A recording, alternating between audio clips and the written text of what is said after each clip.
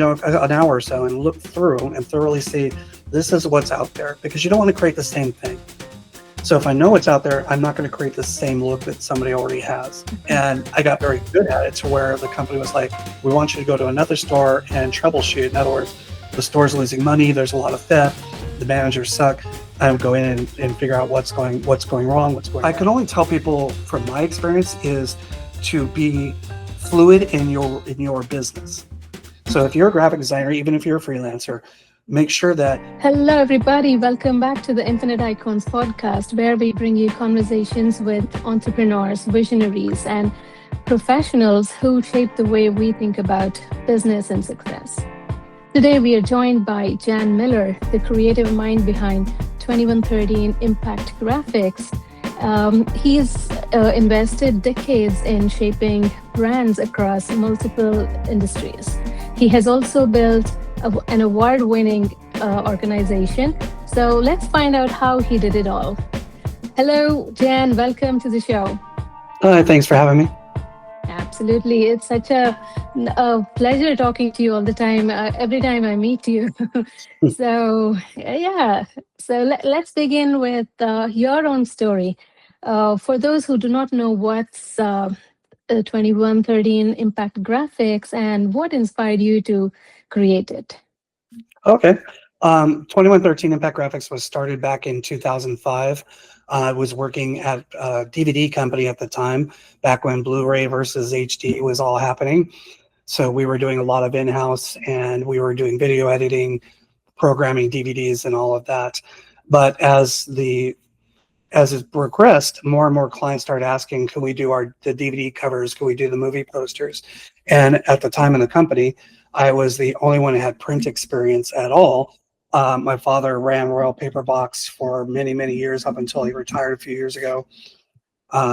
So I'd grown up in the print industry and know the difference between, online and print, and nobody else really understood it.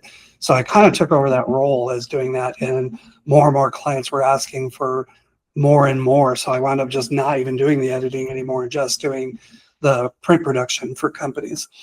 But in the final year I was there, I could tell the company was slipping, and they were owed vast amounts of money by companies and weren't collecting. And then I've run businesses before in my past, and I was like, okay, I can see the writing on the wall. This place is going to close real soon, and all of us are going to be out of jobs. So I left, and the day I resigned, the owner had told me, well, please don't tell anybody you're leaving as far as the clients. And I was like, they all have my cell phone because they only deal with me. They're not dealing with everybody in the company. So they call me directly. But I honored it. I said, fine, I won't call anybody. Within a week, I had vendors calling me saying, hey, where'd you go? We need stuff done. I'm like, I'm left. I'm forming my own company. And they're like, well, we still want you to do our stuff because we love what you did. So I had 3 major companies go with me right off the bat. So it worked out well. Till about 2008, when the crash kind of happened all around for everybody, the independent film market dried up severely. So Blockbuster, all these guys were only buying the big studio stuff and not buying the more independent films. So my business went to about half of what I was doing. So I said, well, I know how to brand, I know how to do logos and things of that nature. So it was a matter of really switching gears a little bit, because I still have about 40% of my business right now is still in the entertainment world. We still do a lot of stuff it's changed. It's not DVDs anymore. It's streaming. So we're doing all the setups for Hulu and Amazon and different ones for the independent film companies that we work with. But we're known for our graphics. We do printing, promotional products, website design development, but we're known for our graphics and our way to communicate, solve visual problems for our clients. So we've been doing this now over 20 years. Like next year will be January will be 21st year that we've been doing this, but I've been designing well over that. Fantastic. There'll be so much to learn from you today. So in your perspective, you've been in the industry, the design, for over 20 years. So in your perspective, what has changed? How has the design industry evolved? And what do the designers today, the graphic designers today, should know about it? Well, designers are a lot like doctors in the sense of we constantly have to update our skills, and we constantly have to learn new things. Photoshop, Illustrator, all those programs that are out there for designers change constantly. 6 months to a year, it's like, hey, there's a brand new version. It's got more things. You got to learn what, and they're usually things that help you streamline what you're doing. Right now, there are so many tools in Photoshop. It's hard to keep up with all of them, but it's meant to streamline your process and not take so long to do things that we used to do. So we're always updating our skills. And I will say, things have been steady as far as the design world. I think when Canva came out, it sent a little shockwave for the industry because it became the home do-it-yourself business. The problem is that's great if you're doing a flyer for your kid's soccer team or things like that. But being a true business, you really need to have somebody who knows what they're doing and not just use Canva yourself, because you creating a logo in Canva, you don't own it. Canva owns it. It's in their details. So there's many downsides to Canva. Again, if you're just using it for your kids, you're using it for stuff, but I always say don't use it as a professional business as doing it yourself. You really need to hire a professional that has the experience to understand what's going to print, why it prints a certain way, why it looks a certain way. There are many aspects that a professional will see that you won't find doing it yourself in Canva. So then AI came along. Now, AI was going to revolutionize the business, put us all out of jobs. Well, you look at the way film has worked over the years. When the very first Star Wars movie came out, I mean, those sets were hand painted. You have guys painting a giant floor model. You have guys that were taking characters and, step by step moving them on camera. And it was almost the claymation looking things. And then when Jurassic Park was first released is when they got into the first real animation of digital. And because somebody had shown Steven Spielberg, I believe, he made a T-Rex model run. And he said, that's it. I want the entire film done this way. So Jurassic Park was the first real development of that. So what happened is all the guys who did all the hand painting, did the models, they're all out of jobs. I mean, that killed that industry. The best they could do would become consultants, like how things should move, even in a digital world, how they should move, how they should flow, how they should look. But it almost killed an industry. So you had to change and become a consultant or work in that industry, or you were out of a job. Same thing with AI now. It's like AI is here to stay. AI is only going to grow. It only gets better. It's only going to put you out of a job if you let it. So as designers, as graphic designers, AI is a tool for us. AI doesn't work on its own. You have to tell AI what you need done. Now, a lot of it can be interpreted, but when it comes to design, again, when you go into AI and you ask it to do things, it gives you a flat layer artwork. So even if you have something like, oh, look, it created me a logo. Yeah, but it's flat. It's a one-dimensional thing. What you have to do is build layers in Photoshop, Illustrator, whatever program you use, because that allows you to, hey, I want to have it embroidered on a T-shirt. Well, you can't do it with that file. That file's a flat file. They have no way to create just the logo. Sort of things like that. There, professionals using AI, like myself, I'm learning constantly what AI can do.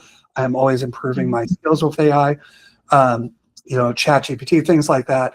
I don't have it write everything for me. I don't say, hey, write me a book. I go in and say, hey, I need a little bit clearer, definition of this paragraph that a client is trying to use. I'll put it in there, and sometimes it just gives you a better writing of the paragraph you did. So that's how I use AI. That's how my company's using AI. We still do a ton of movies and things like that. So we use AI to create a lot of covers, but we don't just go, oh, there's one image, I'm good.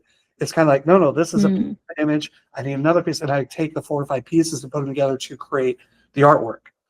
So it's a lot of people just think it's a one and done. It's not. If professionals who do really good jobs use bits and pieces of different materials to make it all happen. Yeah, that's a wonderful way of retaining your creativity, yet using AI as a tool to enhance or get more ideas, probably. Yeah. Like I said, it's no different to me than using Photoshop or Illustrator. It's just another tool to do what I do. So nowadays, if people are thinking about becoming designers, I will tell you, become familiar with Canva, because you will get clients who say, hey, this isn't working. What did I do wrong? And you have to go in and fix it. So become familiar with it, but I don't say it's a tool I'm going to use to do massive things for my clients. But it is a tool. It's a drag and drop template, which is great for social media. So there's lots of things like that. But when it comes to being a designer and talking about creating a future for yourself as a designer, learn AI, learn the basics, Photoshop, Illustrator, InDesign, learn those basic programs. There's new programs that come out every single day.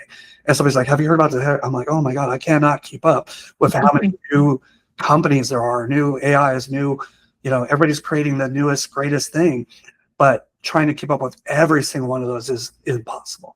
It'd be like you saying, hey, have you seen every show on every streaming service that there is? Well, no, because 2 new streaming services popped up today, so I haven't seen what they got yet. So yeah, you look up an actor going, hey, whatever happened to that? Well, he's on 5 other shows on some streaming service that you've never heard of. So that's what the industry is like now. It's like you have to keep up with it. Absolutely, yeah. There is no limit for any field for that matter. I guess anything you take up, there is something new, something more to learn, and keep going. Yeah, And there's always jobs out there. A lot of people limit their creativity to what people tell them or what they think they know. But like for my grandkids who love games, they play games all day long, and I'm like, okay, you're probably not going to make $1 million becoming a gamer. Okay, there's special people out there that who do that for a living. Not everybody can do it. Not everybody can be a Hollywood actor. I mean, same thing. yeah. But I encourage them by saying, well, you love Fortnite. I go, draw me your own character, like about you. I want you to draw me. So I'm showing him his drawing skills in creating a character. And then I'm like, well, write me a story. Write me what this guy is or who this girl is, and tell me the story of this person. So they get into story writing, which it leads to storyboarding. So there are many studios out there who are looking for storyboard artists who draw or create digitally storyboards. I mean, that is an entire field of work. Gaming companies, yes, you could go work for a gaming company. You could be the creative, creating the characters, things like that. So there's so many jobs out there. Creating characters is a great way to get into books. If you do book covers like the manga, so manga and the Japanese artwork and stuff like that, you draw your characters. Those people out there who are creating those books love those characters. So that's an entire industry that you could go after as books. So there's so many jobs out there that people don't think about when they're artists. Got you. But how does this design industry behave during, say, some big economical change, like the recession or the inflation, or even ever constantly changing, the business, Yeah, the if client behavior, the especially? economy will come and go. I mean, it happens constantly. People get tired of what's happening in the world, so they want to change it. So they go for rapid change. You can see the economy go down just because of politics. Politics can raise it up. The world is going to come and go. And the graphic design industry is a constant up and down. You're really busy or you're really not. Nowadays, when I'm not busy with clients, I am working constantly on my own company. So I'm working on the website, I'm working on updates, I'm working on some new material. I'm always working almost like a hairdresser. It feels like they got to change their hair all the time. I'm like, yeah, I got to update my website. So I'm almost more busy when I'm working on my own stuff for like a week on end than I am with clients when we're down. So I can only tell people from my experience is to be fluid in your business.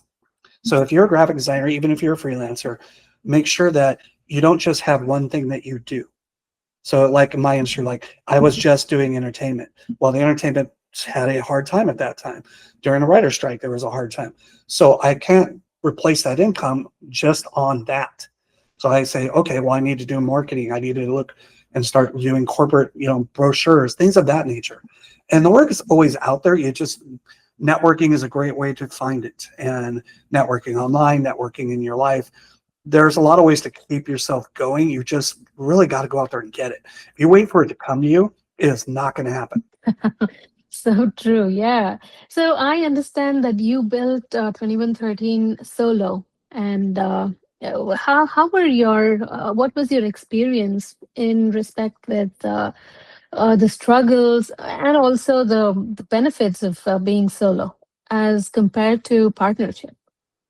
Well, I have a friend who says the only I can't remember the phrase. It was something about the only thing about partnerships is they sink as a ship.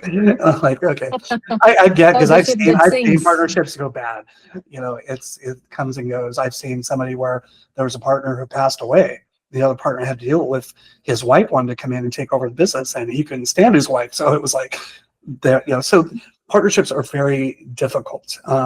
Even if you're best friends, I mean, you're going to butt heads. There's going to be things that happen in your life that'll put strain on a partnership. Being solo is hard, but you make the decisions on things. What I mean by that is you can choose to change parts of the business. You don't have to go for the partnership to do that. You can say, I want to make this change. I want to see what happens. I want to put out certain social media. I want to take a different direction for the company. And that's all on you. If you can make it happen, then you make it happen. With partnerships, a lot of times I feel like it's, you both have to agree on everything. Well, no two people are going to agree on everything. So it's different in partnerships. Because you do have to expect that. You can't expect, hey, we're best friends. We've known each other forever. Well, it doesn't mean you're not going to butt heads when it comes to business. Got you. So be careful. Yeah. You have lawyers drop stuff that, if one of Mhm. you decides to pull out, if one of you dies, I mean, there's a million things that have to be written up in a partnership in case of. Whereas a single entity, I would say, yes, make sure that you have written documents in place for business. If if you pass away, if you get real sick, I mean, there's lots of things that are scenarios for independent as well. So, what were some of the key habits or the simple things what you do on a daily basis got you into building a regular or a small scale firm into an award-winning organization? How did you I do would say that? you have to love what you do. You have to love this, even if clients are difficult. I'm actually in the middle of writing a book. It should have been done a year ago. I'm still writing it, but it's called "The Life of a Graphic Designer, or Why You Shouldn't Kill Your Clients."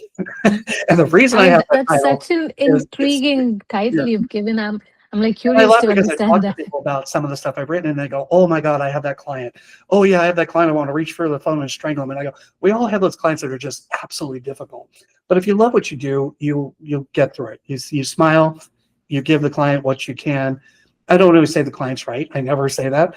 I go, my wife always told me one of the great lines: "Do you want to be right or do you want to get paid?" So pick your battles with clients. But in the end, you got to love what you do, because if you love what you do, even if it's difficult, you still get up the next day and you have something else to do.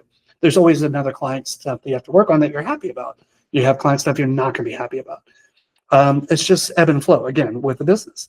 So if you love doing this industry, you'll be successful. And I think that's why I've been successful. Is one, I listen to my clients. And what I mean by listen to them, I don't just listen to them talk. I listen to what the conversation is. Because if I'm trying to build a logo or a brand and the client's not real sure what they want or what they're doing, that conversation, if you cherry pick some of the highlights of that conversation, even though the client may not realize what they're saying is actually worthy of design.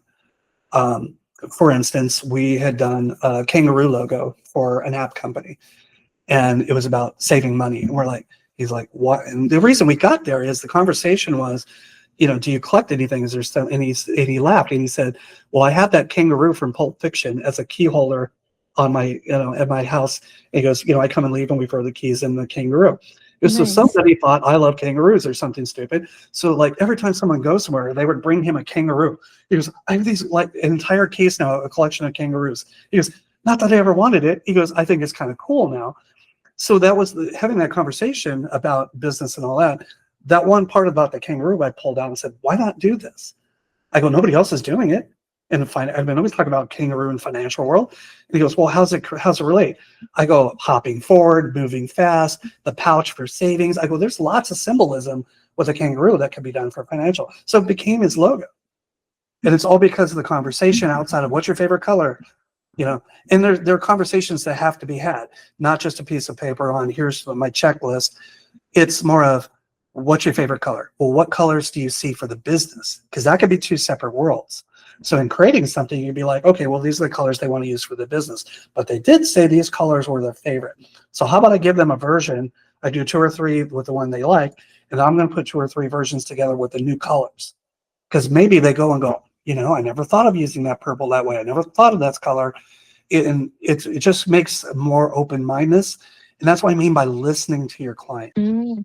I mean, that's so beautiful that these small conversations can lead to the actual end result, which would satisfy your customer as well. So Right. that's so cool. Fantastic. So, Jan, you are both a creative and also a business person. How do you navigate the two? And are there any is there any advice for the new business owners today? I would say, like, don't try to do everything yourself. You Yeah, look, you might be a great creative and you may suck at doing your books. You may not, you go, I got QuickBooks, I can keep it up, but guarantee your accountant's pulling their hair out behind the scenes because you're not putting things in the right categories. So things like that, like I've had to eventually hire a bookkeeping company to keep my books because it's just ridiculous for me to try to do that on a daily basis. I have freelancers that I work with. I have an entire web design team. These are people who are experts in what they do. I can do web, but I don't know how to make all the bells and whistles work, and my team is extremely great at that. They can write from code and do something that no one's ever seen before. Those are why I use experts in my business, and don't try to do everything myself. Doing everything yourself is really hard. Now, you can be the creative. I'm not saying when you start, you don't have a lot of money, you're going to be the driving force of your business. So be creative. Excuse me, you're going to work long hours. You're going to work weekends. It is the nature of designers and creative people. If I go to bed before midnight, it's a miracle. Like, it's just how creatives are. We're up all night. So now you have to put in the business part of it. The business part of it is going out and getting the business. It's going networking. It's going to BNIs or, like SBDNs, Small Business Diversity Network. It's all these network groups. It's the chambers of commerce. There's a rule of three that I always talk about that I learned in BNI years and years ago was 3 levels of networking. So if you have these 3 levels, you are covered networking. So do what they call a closed group. So like a BNI, Latip, there's so many of them out there that are category exclusive. In other words, if I'm a designer and I'm in this group, I'm the only designer. You're not going to get anybody but me. They may get a printer or somebody who does websites. Those are pieces, but no other designer is going to be in there under my flag. So get one of those groups. That's your main group. Now, your second group is going to be an open networking group, like Small Business Diversity, Chambers of Commerce. Those are all what they call open because they're not category exclusive. Now, the chambers may have groups within themselves, like roundtables or whatever they're calling them. That will be exclusive within the chamber, but the chamber itself is open network. So I always said that's your second tier. Chambers of Commerce, local networking groups that are not just, holding everybody out. And then the third one is what we call the social. So your social networking group is any clubs you belong to. If you belong to a sports team, even as an adult, if you play softball, whatever. If you go to the gym or for certain gym classes and all the people there, that's part of your networking. Church, if you're religious and you go to church, that's a network group. So if you really focus on those 3 categories, you really don't need to do a ton of them. I know people go out and they go to 4 or 5 events a week, and I'm like, dude, you're going to burn out. I'm talking to a friend. I'm like, you're going to burn out in networking so fast. But the important part is follow-up. No matter if you get an email for your website, no matter if you get a phone call, and a text, or networking, it's doing the follow-up. Make sure within a day or 2 that most people say a day. Sometimes it's 2 because I have priorities on jobs got to get done, so I may have to push it back a day. But within a day or 2 is follow up with every single person you meet and talk to, online, text, whatever it is, because that's where your bulk of your profits and your company is going to thrive. If you do nothing, I just put my website up, and you're like, why don't I have a lot of business? That's why. You're not following up. You're not doing the work that needs to be done. And some people will get in groups and go, well, I haven't made any money in this group. It's really bad. I don't want to be here anymore. And my first question is, how many one-on-ones have you done? How many meetings have you made with people in the group and talked about your business? And they go, 1 or 2. I go, you've been here 6 months. You've had 1 or 2 people. You're expecting people to come to you and give you business. That's not how it works. To build your business, you have to do the work. So as much as I'd love to sit in front of my computer all day and just knock out projects, I set them up as business meetings. So whatever I got a 2-hour Chamber of Commerce thing, that's a meeting. That's a meeting. I treat them like meetings because they're that important. So true. Yeah, I mean, only then probably you can convert those networking events into, a business module. And I tell people all the time, go in with a plan. If you're going, oh, I'm going to a networking event tonight. Okay, well, what's your plan? I don't know. I'm just going. Well, no, my goal, I go in, I'll say I need 5 to 10 business cards that are meaningful business cards. In other words, these are people I talk to. I got a nice rapport going. I've asked them for their card. They've asked me for mine. And that's going to be my follow-up. That's a card I'm taking. Now, if I just see someone, they go, oh, here's my card. Okay, I didn't ask for it. Thank you. It's like almost like a drive-by. Here's my card. Here's my card. And, you're like, okay, probably not going to call that person because I don't even know who gave me the card. You can make little notes on your card. There's lots of things you can do to say, this is a person I need to follow up with. But it's literally making sure that's my plan. When I go into an event, I say I want 5 to 10 cards, depending on the event, from meaningful people that I'm going to follow up with and possibly do business with. Fantastic. Yeah, So, what should somebody who's just starting to networking, maybe this is going to be their very first networking event, they don't even know what to expect. right. What's your advice? Where should they go, and Mm, how should they do? How do they prepare before yeah. going? If it's a breakfast or lunch meeting, I will tell you to fine tune your 30-second elevator pitch. Now, I can tell you this, I was just at American Film Market, the AFM, this last week, and I got to do elevator pitches in the elevator because there's tons of people getting on and off. You see their badges, and when I like literally got on the wrong way, and she's like facing me the whole ride, and then when she's like, "This is awkward," I'm like, "Yeah." So I laughed, and I go, "What do you do?" She goes, "Oh, I'm one of the producers. We're trying to sell a couple films." I'm like, "That's great." I go, "I'm a designer who does a lot of film work here. I do a lot of movie posters. I'm here visiting a lot of clients, but I'm also trying to get more clients." And I said, "What film are you working on?" She told me film. And I said, "Here's my card." They already sent me an email right after AFM. That was my 30-second elevator pitch, of this is what I do, this is why I'm here, and what I do for my clients. So develop that kind of 30-second pitch, who you are, what your business is, what you can offer somebody, and if you can get it in, what kind of people you're looking for. So, you can say, like, in my instance, I'd be like, you're exactly who I'm looking for. That is that approach. If you're in a networking group, you could say, I'd really like to meet the head of the Mercedes-Benz dealership down the street. Whatever it is, whoever it is.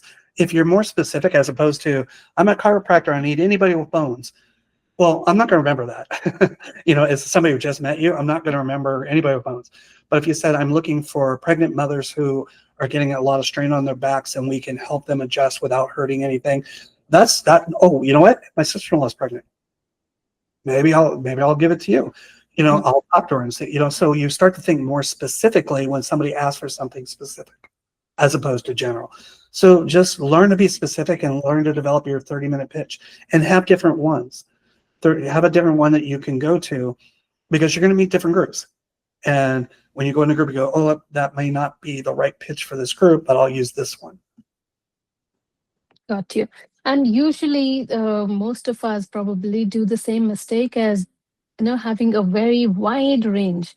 Oh, anybody could be my customer. We can serve anybody, and Where you that is never know. true. That's open. We Yeah, can where get that's true, business in the it world. just doesn't make you memorable. Yeah. All right. So, what's your personal process when it comes to concept to logo? You already spoken about it a little bit. Mhm. If you can So further explain it. yeah, so as a designer, I still am old-fashioned. So after I've talked to my clients, the first thing I do is start researching their industry. Even if I've researched it 100 times, you never know who started a new business this week.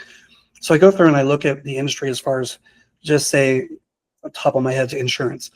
And you're saying, okay, well, these are all the big logos, and take an hour or so and look through and thoroughly see, this is what's out there, because you don't want to create the same thing. So if I know what's out there, I'm not going to create the same look that somebody already has. So then I start sketching. I actually draw out my ideas, whether it's 10, 20. If I got a bunch of ideas, I sketch these all out. I scan them, I put them in the computer, I number them, and I send it to the client and say, this is where my mind is. What do you think? And most of the time, I've never had anybody say, I don't like anything. I've literally had them say, I like number 1 and number 5. I go, okay, so I'm going to drop 1 and 5, and then we're also going to combine those looks of 1 and 5 to see what that looks like. So they're getting 3 right off the bat. And that's when we go to the computer, we start adding in the fonts, the colors, the actual shape and design. So I don't just like 99-cent store, what I call it, 99 designs. Not that I'm bashing them. There are plenty of those great companies out there. But I'm not just going to go, here's 3 designs, pick one. It's literally a process of, okay, what do you like and what do you don't like about each step? And if I ever hear a client say, I don't like it, well, that's great. But you don't just throw it in the trash. You say, what is it about it you're not liking? Well, I don't like the color. Oh, okay, I can change the color. You're saying I don't like it. I'm thinking I got to start over. So yeah, it's like you really have to go back to the client and be as much as it can be like disappointing to you, like they don't like anything I'm doing, is what specifically are you not liking? So I can, even if you decide not to hire me, that I can learn from my next client. Like, what about my process did you not like so I can improve what I do?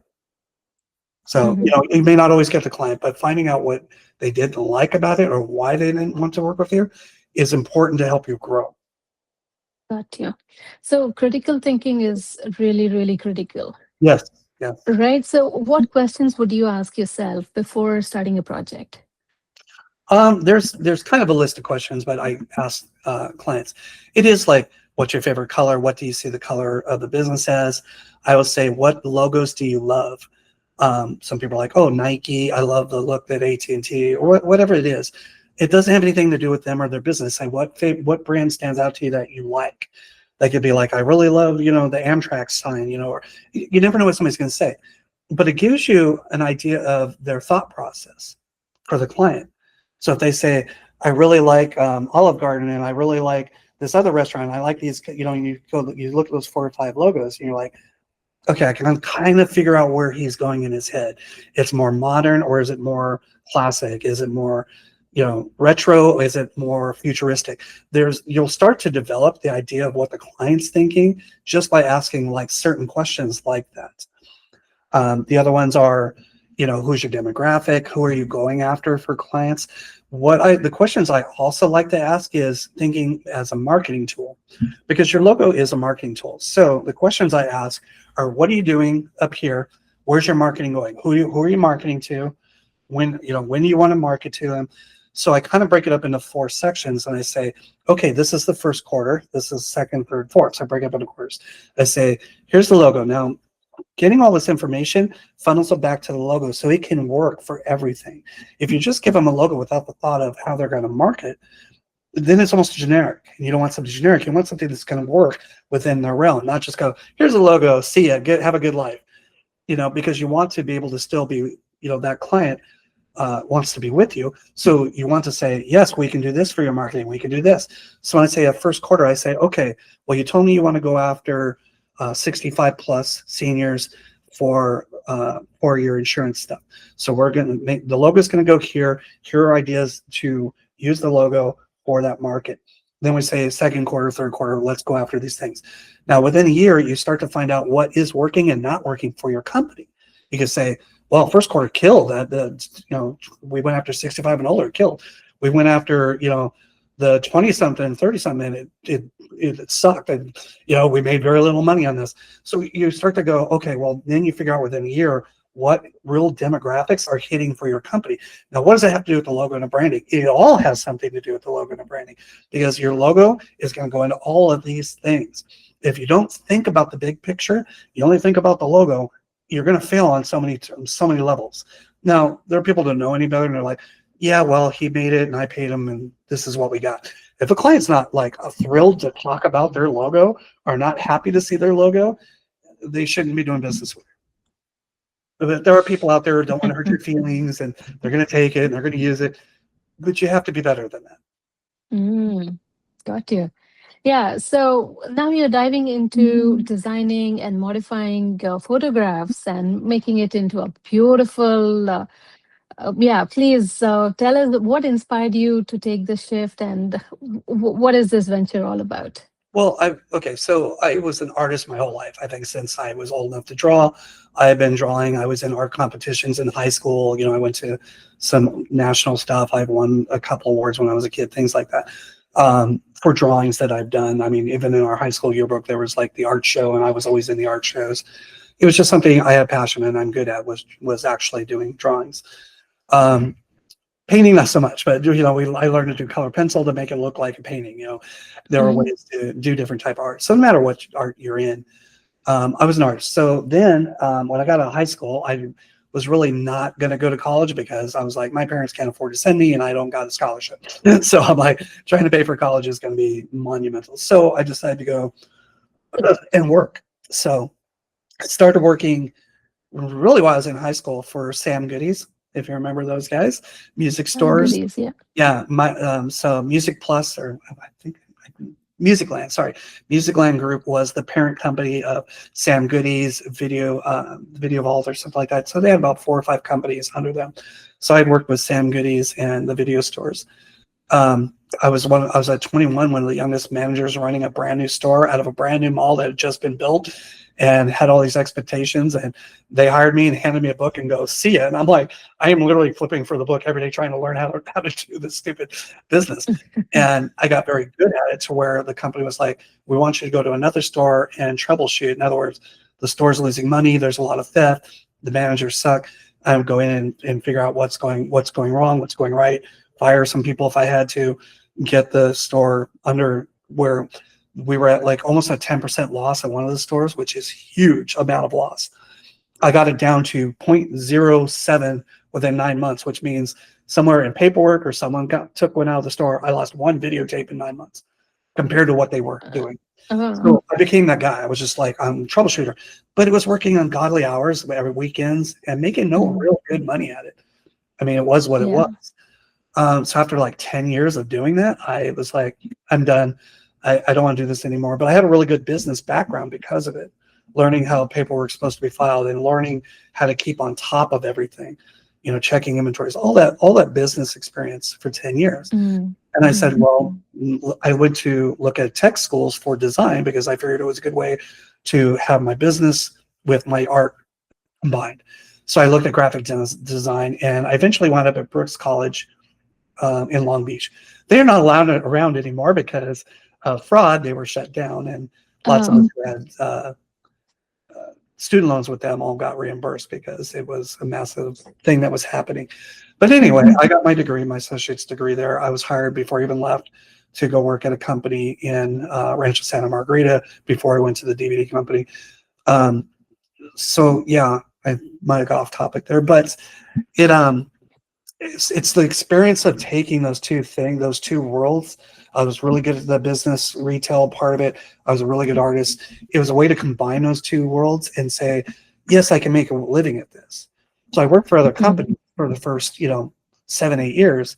And then I finally said, I have enough business experience to know what's going on that I'm going to go do this myself. Now I will say my father, we're extremely close. My father's like, you're going to leave a steady paycheck and go do it yourself. Okay. He's freaking out. I never borrow money from you. What do you care about? What I do with my career. But no, we were successful right off the bat. And yes, we've had our downtimes, and, we could talk about downtimes, but yeah, I mean, overall 20 years, we're still here. And anybody who lasts more than 10 years in California, you're doing well. Yeah, agreed. Yeah. So, how does the photographs you're modifying and redesigning to look really classy? How is it? I mean, how did you get that idea, and what exactly do you do? So a lot of times, let's talk about the film industry, because what will happen is I will get a title of a movie. They've not shot frame one. They have not shot anything. They say, we need the artwork so we can go out and sell this film, so we can get backers, so we can make the movie. But they need the artwork. So it's a lot of looking at royalty free. It's a lot of AI. It's a lot of, I look at the title, a little bit of synopsis or paragraphs, they have, and say, this is what this movie is about. And it's my thought process of, okay, it's this type of movie. It's a documentary on, Bigfoot. Let's just start out there because there's millions of those. I said, okay, well, I'm going to need to do something with Bigfoot, but I can't just throw Bigfoot on there. It has to be a little more dynamic. And they're like saying, Bigfoot was, they believe a UFO left Bigfoot. This is according to this documentary. And I said, okay, well, we're going to add some UFOs. We're going to add some guys hunting Bigfoot, and we're going to have Bigfoot in the field. That's where my mind is of what I need to create. Then it's a matter of finding the images, whether it's royal free or creating them on AI. I need some flying saucers. I need a realistic looking as I can Bigfoot image that's going to work within this realms. I then need to create the hunters, and I don't mean just guys with guns. I mean, literally, there's people out there with cameras. There's people who are, Geiger counters, all that kind of stuff. So you create that kind of world, and you're like, do you want them facing the camera or they're away from the camera? So you have to decide, and sometimes it may take you a couple models. So you do 2-3 ideas, and you say, this is what I'm thinking, and you send it to the client and say, this is where my head's at. Is this? And they go, oh my God, number 2 is perfect. That's what it is. It's your own mind leaving it, and a lot of people leave it up to you. They expect you to come up with the ideas. Now you can ask questions, but the problem is with clients is they talk in feelings.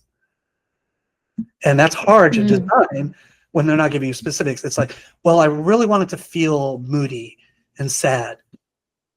Oh, okay, that's not helping me with the Bigfoot title. It's like, you know Right. what I mean? It's like, so talking, a lot of people talk emotions, and you get those clients go, I want to make $1 million at this. Well, that's not helping me, pal. It's like, we all Mm. want to make $1 million, but tell me you want $1 million film without giving me guidance. Sometimes and it leaves it up to you. So it has to be your creative mind coming up with the ideas of these things. And clients may just be like, no, that doesn't work. Okay. Again, you go back to what isn't working. Well, I don't like the title treatment. Okay, we'll do new title treatment. What about the rest of it? So it's really pinpointing the don't likes and the do likes with clients. I have a client I've dealt with for over 15 years. I Mm. cannot get in this guy's head if someone paid me. I can from day to day figure out what he likes and what he doesn't like, because within days he'll change his mind. But I've gotten it down to, this is my process. You give me a title, I'm going to create 2 or 3 looks. You tell me what, and he'll go, I don't like it. All right, here we go. Like, now we spend a whole day emailing each other versus just tell me what part of this thing. Like, it's 15 years later. You think we would have, a whole group, and we don't. And it's not because I don't do it. It's literally like he changes his mind so much. It's hard to. And he talks to me like I'm in the room when he makes decisions. I'm like, I'm not there. You got to tell me these things. I'm not sitting next to you. Mm. So you can get those kind of clients, and it's difficult, but it's your creativity that will keep them going with you. But Such it's all projects should skill be a lot. really challenging, right? Yeah. Without Even the much questionnaire, information or. yeah, even the questionnaire for logos or branding, um, the the branding part of it's still your creativity. And that's why I Mm. say research, really look at things because it'll spark ideas for you when they're looking to you to create. So you take what the Mm. information they gave you from your conversation, the little checklist, the color, whatever it is, and you research your design. Your gear should be working on what you're thinking, Mm. and hopefully it lines up with what your client's thinking. Right, you're right. And Yeah. sometimes That. you'll have no idea what your client's thinking. You're like, they'll say, I can't see it, I can't see it. You get that a lot. Mm. People who they're left brain thinkers, and they just say, I can't visually see it in my head. So unfortunately you got to go, okay, I do have to draw this out so he can see it versus just tell him Mm. this, because yes, it's more work for you, but you can always charge your client if you feel like they're going too long on that. Okay. Yeah. Got you. Yeah. So we spoke about designing, then we spoke about the graphics, the logos, and everything. Now, if you could brief us a little bit about your newest project, that is the pet photography. Yes. So we started a second Yes. business only a month ago. And it's called the Glass Leash, theglassleash.com. So the reason I came up with this is for probably last year or two, I started taking dog portraits. I started out with mine, and then other people asked for it when they saw mine. So what we did is we took the picture of the animal. It doesn't have to be professional. It could be really right off your cell phone. Those are ones that I worked with were right off the cell phone. And we look at it. If it's too blurry and too hard to work with, we'll tell clients, you got to pick something else. It's just too hard. But the ones that are clean enough, we can go, it's clean enough that I can use the AI program I use and clean it up so we can make it bigger and make it work. We then take away the background, if not all the background parts of it, because we want to bring out this picture of the animal that best suits it. So if they're laying on the floor, but all the background's a mess, we take the entire background and leave the floor. So you have this great thing. So we digitally go back into the original photograph. If we've had to cut away the background, we add in the fur, the little bits of fur, the fine pieces for the animal. We turn it black and white, and then what we do is we then go back and turn it back into color mode. So once you do black and white, you turn it back into color mode. It doesn't recolor it, it keeps it black and white from the original. So what you do is you've now have the original drop it back in, and you shouldn't have resized everything, so they should all line up. And it's pieces of that photo, whether it's the tongue, the ears, the eyes especially. I always say start with the eyes and then work on what you think looks better. So those little pops of color in there with this black and white bring out the the character of the picture. So that's what you're going for. It's like we're going for the character of this picture to make it phenomenal and almost looks like a piece of art versus it's a photo. And it's not that we're making it look cartoonish or anything else. It is the actual photo. But once it's done, We then take that whole image and we print it on glass. So the reason for glass is the vibrant colors of glass when they're printed, and we're not talking a see-through. It's a process where there's a white added to the glass in the back so that it pops the colors really, really great. You don't have to worry about matting. You don't have to worry about a frame. It is ready to go on the wall when you get it. And the great thing about it is you can put together a large piece, small piece, whatever it is. You can put these like really beautiful montage, kind of things on your wall. Now we're doing pets, and I've had people say, "Well, do you do people?" Only on specific, if they ask us specifically and have a photo like, "Hey, my mom passed. I really want to get this photo done on glass. Can we?" Yes, of course, I can do things like that. But we are doing it as a pet glass business. So if you have your favorite pet, we did a horse. I can actually show you that real quick. That'll be great. I was about to ask you Yeah. if we could get to. You can Oh, see wow. where we added in, we faded the background except for the ground. So we had to do several cuts of that. So we faded the background to about 20%, but the bottom you can see is full color. We turned it all black and white. She was originally wearing this pink shirt, so we didn't take that color. We left it, but just having the pink shirt didn't do enough for the photo. So there were already pink accents in the jumper part of it. So we just went back in and took the pink back in it. So we wound up getting this whole piece. And this is a 23 by 23. This is one of the larger ones that we do. But as you can Absolutely see, fantastic. yeah, you can see it comes out beautiful. And then we have little ones. This was our dog first. This is Oh, it's a little hard to see, but yeah, the only color in here is his eyes. But again, we faded the background out. So this is how this looks. So it's been fun doing beautiful. this. I love doing this. I have two Alaskan Huskies, or sorry, two Huskies. I had an Alaskan Malamute. He unfortunately passed away last year, but he was a giant Malamute. He was 150 pounds. Our other dogs are 50 pounds. Mm. I can deal with the 50-pound guy a lot better than I can 100. So, I love animals. The picture I showed you is my stepdaughter who rides professionally. I just think it's a great way to take a pet, maybe one that's passed away, and you want to give the family something cool. Or you just say you have cats and you just love your cats and you got a great picture of them. Why not put it on the wall and, have it this really beautiful piece. Here in our office, because I share an office, down the hall are 3 or 4 large pieces of glass of animals that were the owners. So we did the whole treatment and she loves them. And it's almost like art around the building versus, just some generic artwork they put in the office. Yeah. No, that's what I was thinking actually. But it would look really, marvelous in any of the office setups. But Yeah, how is it with glass? Is it safe and is it durable? it is safe and durable. I won't say it's shatterproof. It is. Mm. I've had one hit the ground roughly about a 2-inch drop and nothing happened. It didn't shatter. The glass company we partnered with and we use them exclusively is Fracture. Fracture is an American company out of Florida, and you can go on YouTube and check it out. And anybody who's ever put other glass companies up against Fracture usually have lost. As far as they say, Fracture has always been overall the best quality and best looking, best glass. I mean, they've won almost every category. Variety magazine. I mean, there's a million magazines I've read articles about how good this company is. So we are a partner with them. So we do all of our glass on that, and on our website as well as Etsy. We're on Etsy. You will see the sizes that are available in glass. And it's a little better than Fantastic. like canvas is kind of old school. If you do a picture, Yeah, there's plenty of people doing different pictures and stuff like that out there. But I think what we're doing is unique and really brings out more than you thought about the picture of the animal. absolutely. Yeah. And I had not seen such a beautiful,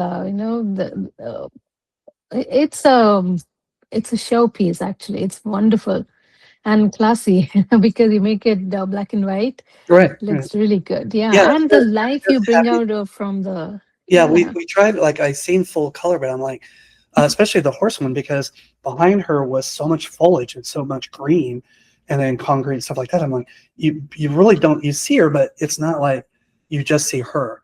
So turning it Mm, black and white and taking the bottom and keeping it black and white, but keeping the full 100% opacity there, and then cutting the upper piece out and turning that 20%, it allowed you to see her. You were seeing the animal more. You were seeing her jump. It's just so much different than just a full color piece. Mm. I know it enhances the main subject so beautifully. Yeah, we have a couple of dog ones where we done where the dogs have these like beautiful eyes, and we intensify the blue. We don't change it. We just intensify it a little bit more because on the glass it just like it sparkles when you see these like, oh my god, my dog's blue eyes are crazy because it just like draws to the animal. Yeah. Right, right. It's fantastic. Absolutely nice. Thank you. So, Jan, where can we find you, and what's the best way to reach out to you? I'm amazingly easy to find online. If you look up 21-13 impactgraphics.com, Mhm. us. If you're looking for the portraits, it is theglassleash.com. We got that because we're doing it on glass, and I thought of leashes, and that's how we came up with the name, the Glass Leash. Perfect. So theglassleash.com. We're also on Etsy, the Glass Leash. For that, we're going to be expanding. We're even talking about starting our own network group that is Mm, possible next year because I don't have enough to do. coming soon. But it's allowing us to expand in both ways. But this is, like I Mhm. said, it's still design, which is great. It's still part of my world. I'm passionate about animals. This is just something I started, and more people saw who had the pictures done. Were like, you need to offer this to everybody because they just were that much in love with it. So that's why we kind of started doing it. I can show you our little logo. But that is Oh, beautiful. yeah. Oh, that's so Okay. cool. It has both colors So this is and that. the It's monochrome. ready to hang, or they have little stands for the smaller ones. You just set it on top. So there's lots of ways you can do this. Great, great. Fantastic. So, Jan, many of our listeners are aspiring entrepreneurs or who are trying to figure out their purpose. So, Mhm. what's your message to them? Research, really research, take notes, look at some of the companies out there that are very successful in what they're doing. As far as design, I mean, there's ad agencies, there's other designers, network. I don't care if it's online or in person. That's how you build your business. If you just put a website out there and wait for it to come to you, good luck. You got to read, you got to research, you got to learn, and you got to talk to people. Amazing. That was beautiful. Thanks for for your time today and all the insights you shared with us, your journey. Congratulations on all the awards, and I wish you many, many more such beautiful awards. Thanks so much, Jen. And for our listeners, go check out 2113 Impact Graphics and stay connected. And thanks for tuning in to the Infinite Icons podcast today. And I'll see you in the next episode. Thank you so much.